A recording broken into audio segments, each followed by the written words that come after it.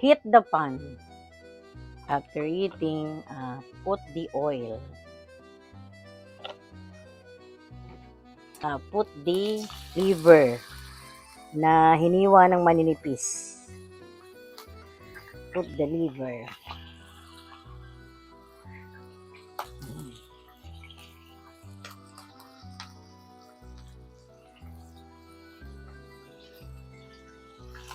Inaang natin at baka ako'y mapilansikyang. Namimilansik. Put the liver na manipis. Then, hiniwa ng mga payat. Ito yung first batch na prito. Para hindi siya malansa.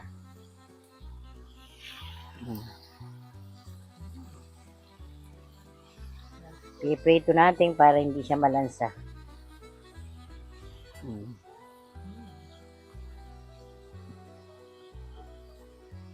Ito yung first batch.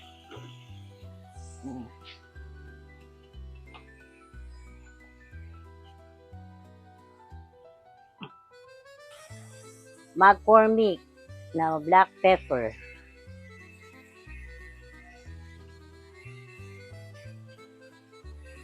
Magkabilang side. Then, wag nating masyadong toasted. Babaliktarin natin. Kasi, gaganit siya pagka na-overcook. Gaganit pag na-overcook. Kaya kailangan hindi overcook ang pagpa-fried ng atay. Ang title ng ating video today is Sunday after the Mass. Sunday today. Ang title nito ay atay na bestek. Tagalog, atay ng baboy. Very light lang ang fried. Then after, konti lang ang niluto ko kasi hindi sila mahilig sa atay yung aking dalawang kasama. Then after, bell pepper again. Depende sa gusto nyong spices ng pepper black.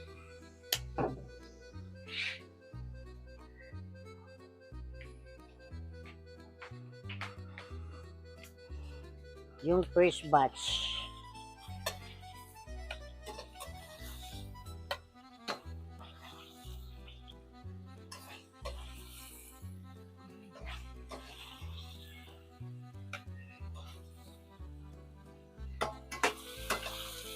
Para hindi siya malansa. Kaya piniprito natin.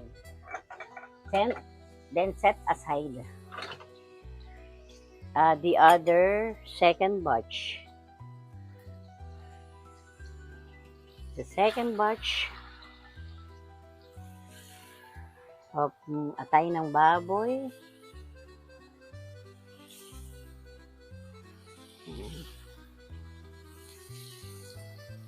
Yung atay nga pala binili natin sa SNR Alabang. Ito maganda yung quality ng SNR. SNR! Baka naman.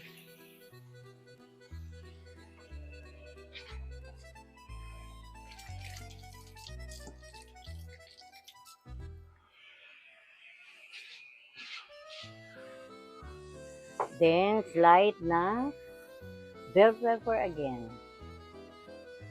Para yummy siya. Then, itong ating McCormick na paminta is from SM. Supermarket. SM, baka naman. Then, itong ating susup mamaya ay may 4 na kalamansi.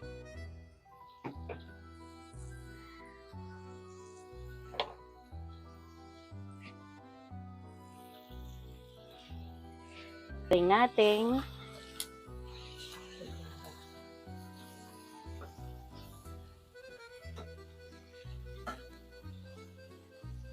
Baliktad naman, baliktad. Then, again, pagka nabaliktad na, bell pepper again, McCormick. Para malinamnam ang ating atay ng baboy.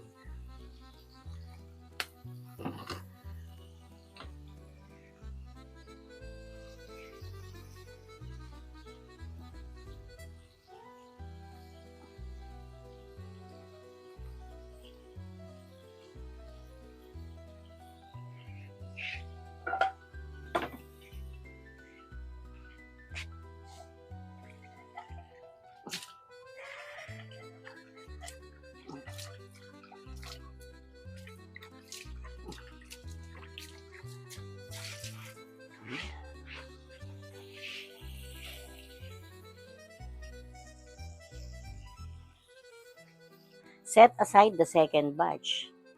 Yan.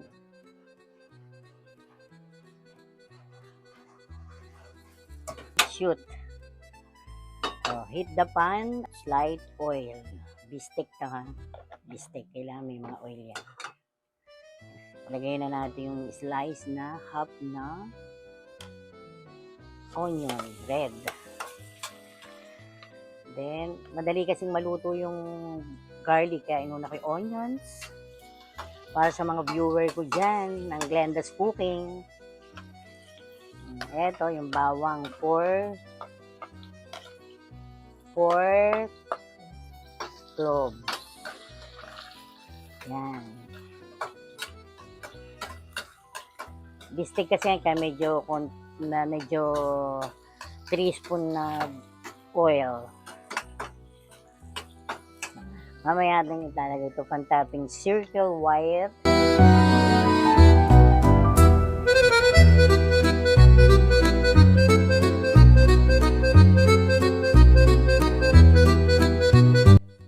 Onions.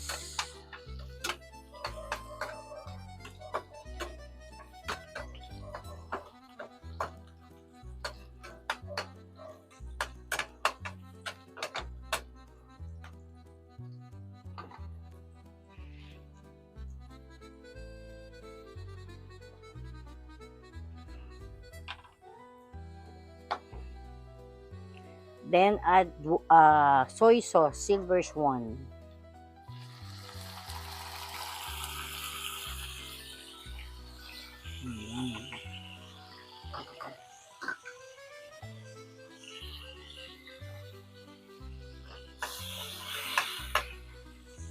Then add the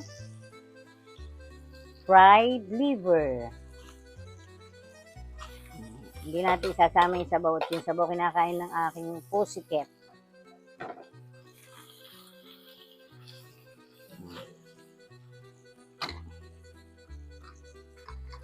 Then add 4 lemon. Lemon, calamansi. Sasalain ko yung buto ng Tupperware ko pa nung araw. Tupperware. Ang dami kong pinagdaanan. Nag-Tupperware ako. Hindi oro ka na, Tupperware. Plastic. Yan, calamansi.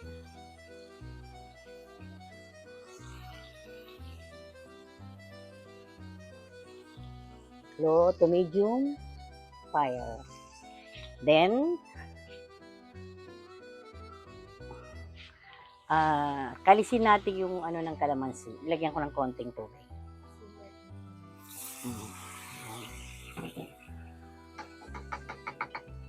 Then, lalagyan pa natin uli ng bell pepper sa pag-bistek.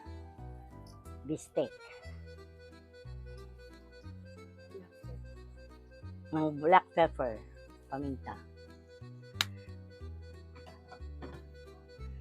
MSG.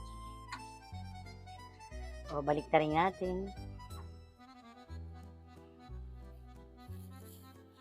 Hindi siya nalagyan ng tubig, lagyan ko lang kaunti para masaid yung lemon sa pigaan ko. Sa aking salaan pala. Brother.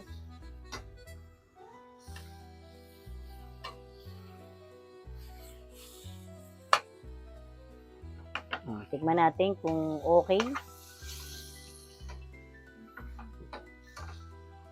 Tingnan natin, nahati na siya. Ibig sabihin, malambot pa siya. Hindi siya maganit.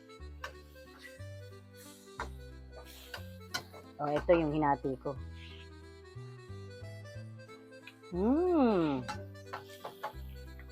Nandun sa may lamesa dyan.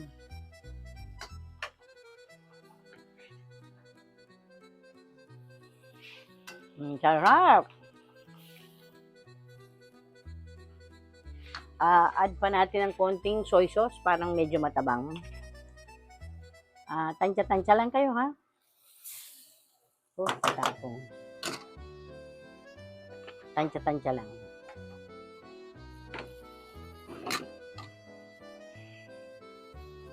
Yan ang ating bistek na lower fire.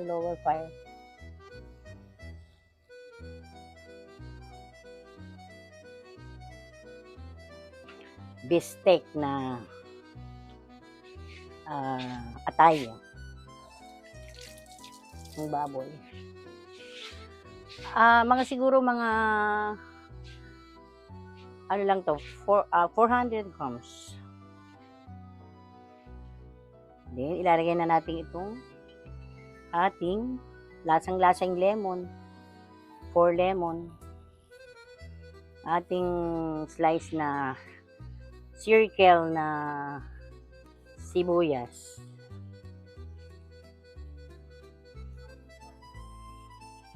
Wag na.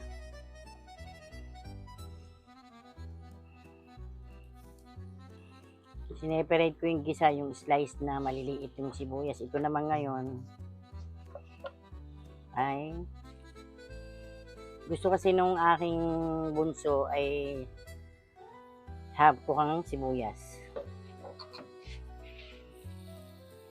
Kaya ganyan pagkaluto niya, half ko. Gusto naman na medyo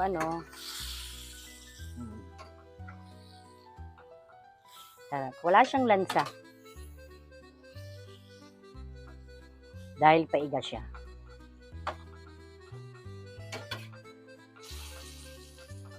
Hindi na ako naglagay ng MSG.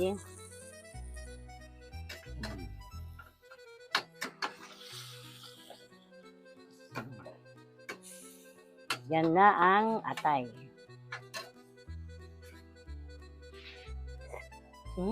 Very delicious. Huwag na lagyan na nga ng MSG at sobrang sarap na.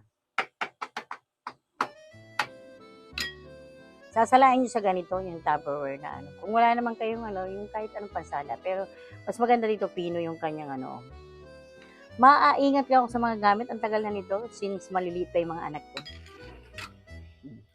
That's it. Ready na.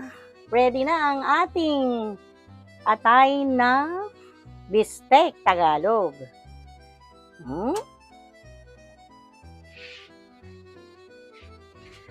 Ay, sarado pa pala ito.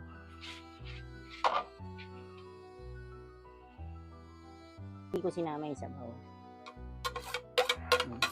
Look delicious and so delicious.